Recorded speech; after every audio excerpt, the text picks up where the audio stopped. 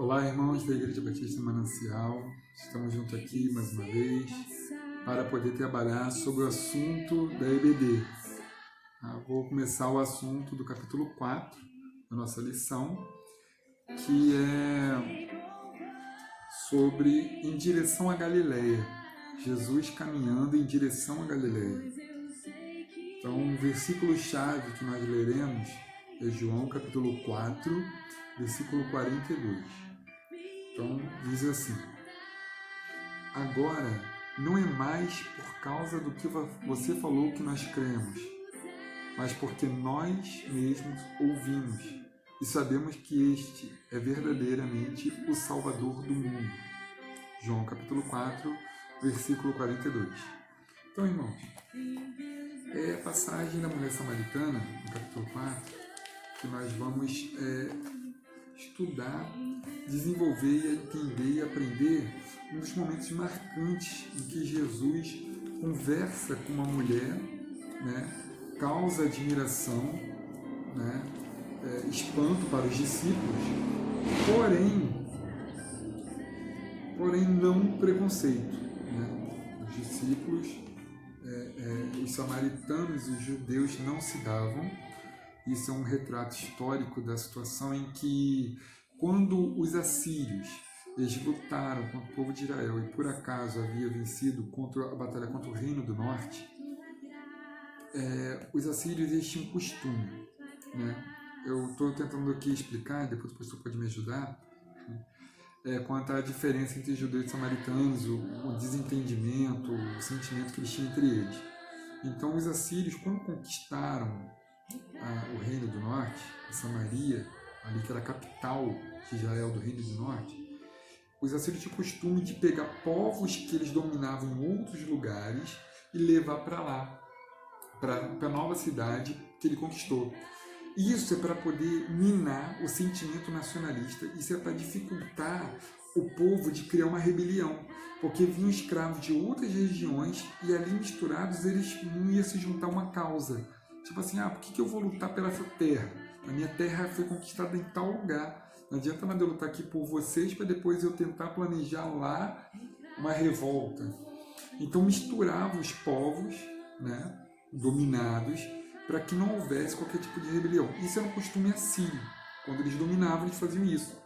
Então eles pegaram também o povo de Israel e levaram para a Babilônia, levaram para outros lugares, espalharam, né, ali. Só que é até interessante como Deus tinha feito a sua promessa e ali já estava acontecendo uma diluição do povo de Deus, uma mistura já, que o povo já não estava mais voltando a buscar a Deus. Né?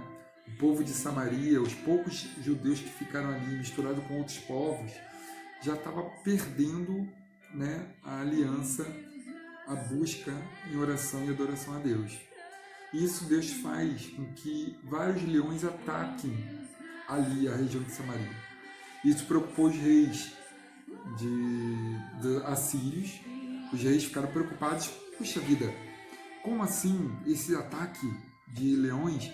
Então traz sacerdotes dos judeus, que eles foram para vários lugares, traz para Samaria para que eles possam ensinar o povo a lei de Deus e não possam mais se afastar e parar esse ataque de leões, né? Então os reis da Síria perceberam o poder de Deus e eles trouxeram os sacerdotes de volta que lhe ensinaram a lei e o povo a adorar e a buscar a Deus, né? E isso é a prova do carinho de Deus, do amor de Deus com o seu povo, cuidado. Porém, né, os sacerdotes, ao explicar, o povo ali misturado, né, de outras regiões, eles, como se diz, adoravam a Deus, mas mantinham ídolos com eles. Mantinham ídolos, imagens. Então eles misturavam tudo aquilo a religião ali, né? De adoração a ídolos e adoração a Deus também ao mesmo tempo. Isso fez com que após muito tempo, né, depois que o povo de Israel, o judeu, conseguiu voltar, reconquistar sua terra, isso fez com que o povo voltasse a adorar a Deus, mas os judeus e os samaritanos já não se davam tão bem, porque havia toda essa mistura, essa idolatria de alguns lá. Isso fez com que houvesse essa rusga, né? Bom, isso é uma introdução sobre a postura do povo em relação a essa diferença histórica, né? O pastor pode me corrigir se em algum momento eu vacilei, eu escorreguei nessa questão histórica sobre essa diferença entre samaritanos e judeus. Ok, irmãos? O capítulo 4 mostra uma viagem que Jesus escolheu fazer junto com seus discípulos. Ele tinha duas rotas, duas alternativas para sair da região que ele estava, né? Ir da Judéia até Galiléia. É uma viagem de mais ou menos 170 quilômetros. Hoje em dia é tranquilo para a gente percorrer uma distância dessa. Nós temos aviões, trem, carro, barcos que fazem isso no percurso de um dia. Mas naquela época, sem esses meios de transporte, caminhando, levava-se tempo, dias, semanas, para poder percorrer, né? E Jesus, ele tem uma intenção, né? No versículo 4 diz que era-lhe necessário passar pela região de Samaria. Então Jesus já estava com a predisposição, com a intenção de passar ali na região para a gente apreciar esse encontro em que há uma revelação maravilhosa, em que Jesus é a fonte da água viva para nossas vidas. Amém, irmãos? Bom, e 170 quilômetros hoje em dia, bom, a maioria deve saber bem os percursos de viagem que ele faz, Wagner também, né, com meio de transporte, cerca de umas 2 horas, né, para levar aí de carro, andando bem, respeitando as leis do trânsito, os limites de velocidade. A maioria não respeita muito não, mas respeitando, eu creio eu que cerca de 2 horas, pelos meus cálculos, né. Bom, e aí, esse é um caminho, muitas curvas, porém ele é mais curto em relação a outro caminho que os discípulos poderiam pegar. E Jesus, ele quebra alguns paradigmas nessa viagem e nessa estada em Samaria. Samaria era a capital do Reino do Norte, como já antes havia falado sobre a diferença dos judeus e samaritanos. Foi um período em que os judeus consideravam os samaritanos impuros eticamente, né? Etnicamente. Acho que a palavra acho que é essa mesmo. E por causa disso, eles eram proibidos de cultuar no templo judeu. Então, eles construíram o próprio templo para eles na cidade de Jerezim, né?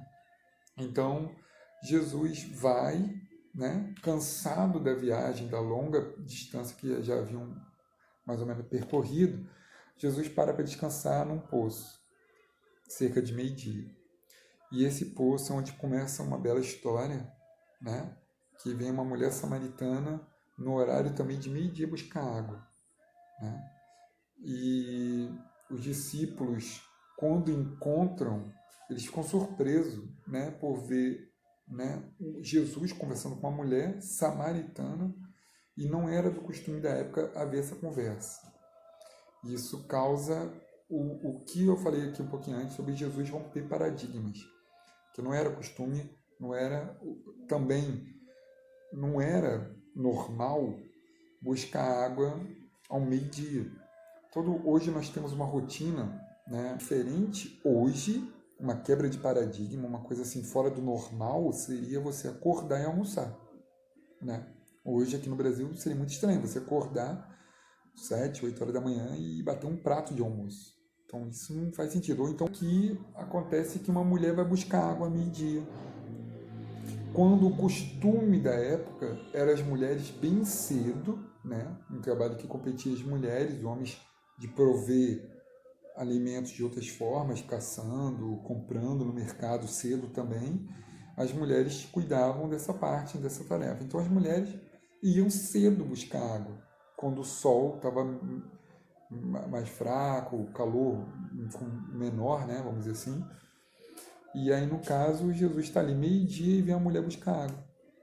Olha só, né? Como providencial, como uma paradigma, uma rotina quebrada ali, faz esse encontro, né? Aqui o autor da lição, da revista, diz que a mulher ela ia nesse horário, era intencional dela de ir nesse horário para não ir junto com outras mulheres. Porque, assim, como na conversa com Jesus ela diz que já teve outros maridos, então ela poderia ter amante, então ela não se dava com outras mulheres. E aí por isso que ela foi no horário diferenciado, para não ter encontro com outras mulheres e ter qualquer probleminha lá. Então ela ia isolada. E isso o autor da lição está defendendo, né? Mas ela estava naquele horário em que Jesus estava. E ali acontece um encontro fascinante na história, né, de Jesus falando com uma mulher samaritana. E no início, Jesus provoca uma reflexão sobre identidade e autoridade. Ele diz que Jesus pede água para ela e diz assim, olha, se você soubesse quem está lhe pedindo água para beber, você daria água e ele daria água viva. Para a mulher foi estranha essa expressão, porque era comum para ela a entender como lençol freático, córrego, né, ribeira, ribeirão, água corrente. Agora, água viva. Então, para ela, o entendimento dela era de coisas terrenas. E Jesus estava falando para ela, despertando nela, que era algo espiritual do qual ele estava falando, né? E isso mostra essa contradição em que Jesus trata da água terrena com a água espiritual.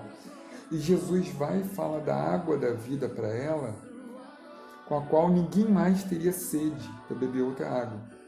E isso causa na mulher um interesse, né? Um despertar ali em que a vontade dela era de querer essa água para não precisar mais voltar ali, ainda num pensamento, entendimento terreno e não espiritual. Bom, Jesus aqui, ele começa a apresentar para ela a contradição da água viva e da água terrena. A água terrena, para aquela mulher, que era mais comum para ela, era o quê? Água do poço, água de ribeiros, de rios. E Jesus fala de uma água água viva, água que se beber não terá mais sede. E a mulher, ela vai direto ao ponto. Então me dê essa água, porque eu nunca mais terei sede, não precisaria vir buscar aqui a água desse poço. Mas Jesus não estava falando dessa água. A água do poço, a água viva, a água espiritual, não algo terreno. No meio dos samaritanos havia mistura, como eu falei antes, de povos ali. Povos em conflitos, povos que adoravam outros ídolos. Adoravam a deusa Azima, Maloque. E até na leitura de 2 Reis, capítulo 17, versículo 24 até 41, mostra ali que no meio dos samaritanos havia os assírios, né, colocaram ali no meio para poder dominar mais facilmente a região, um povo que sacrificava crianças, bebês recém-nascidos para um deus Adrameleque, né, para ver qual era grave o sentimento e a religião, a cultura religiosa ali, né, daquele povo. Então, hoje, segunda-feira, eu vou adorar ao deus Maloque. Se não der certo amanhã, terça-feira, eu vou adorar a deusa Azima. Então, assim era o sentimento do povo. E Jesus vem de encontro, ele vem mostrando a servir, a buscar, a ter sede em apenas um único Deus, a servir um único Deus. Então a mulher pede algo terreno para não precisar mais voltar ali no poço. E isso mostra a esperança que nós temos está somente em Jesus. Somente em Jesus seremos pessoas felizes. Se não for assim, se a nossa esperança não está em Cristo, nós seremos as pessoas mais infelizes desse mundo, né? Então, nós vemos que essa era a inclinação da mulher. Aí, quando Jesus percebe isso, Jesus ele muda de assunto. Tipo assim, a mulher fala, não, eu quero beber, mostra onde está essa água. E Jesus diz, mulher, vai chamar seu marido. Muda de assunto radicalmente, né? E nisso ela acompanha Jesus e não tem marido. Aí Jesus vai e se revela, eu sei que você não tem, porque você já teve, tá certo, você falou a verdade, porque já teve 5. Isso mostra uma revelação, abre os olhos da mulher, que ela está diante ali de alguém diferente, especial. E ela logo declara, é um profeta, né? E ela diz, engraçado que ela muda de assunto. Após ela entender isso, aí ela se envergonha. Nossa, puxa vida. Eu, samaritana, falando com os judeus do profeta ainda. Quando Jesus olha para dentro dela, ela reconhece seus pecados. Aí ela faz o que muitos fazem hoje em dia, quando o pastor está na hora do evangelismo, está no momento da mensagem, da pregação, o pastor convida você a se arrepender dos seus pecados, a aceitar Jesus. Muitas pessoas recuam, ficam com medo de levantar a mão e aceitar Jesus, porque tem medo de revelar, de se chocar com o seu eu interior. E ela percebeu que Jesus havia tocado no seu íntimo. E aí acontece algo fascinante. Ela muda de assunto. Ela diz assim, olha, eu sei que os judeus adoravam nesse monte, né? O nosso povo diz que é bom adorar nesse monte, mas vocês judeus dizem que adoram em Jerusalém. E aí Jesus vai, acompanha o raciocínio dela e fala, olha, creia que eu digo, chegará o tempo que ninguém vai adorar a Deus, nem neste monte, nem em Jerusalém. Vocês, samaritanos, não sabem o que adoram, mas nós sabemos o que adoramos, porque a salvação vem dos judeus. Mas virá o tempo, e de fato já chegou o tempo, em que os verdadeiros adoradores vão adorar o Pai em espírito e em verdade, pois são estes que o Pai quer que o adorem. Deus é espírito, e por isso os que adoram devem adorá-lo em espírito e em verdade. Amém, irmãos? Os samaritanos também tinham a esperança messiânica, esperança da vinda do Messias, porque em si, muitos samaritanos ali eram judeus, tinham mesmas instruções que os judeus, então eles tinham isso. E Jesus faz algo espetacular, ele se revela para ela, né? Quando a mulher diz, eu sei que o Messias, o Cristo, tem de vir, e quando ele vier vai explicar tudo para nós.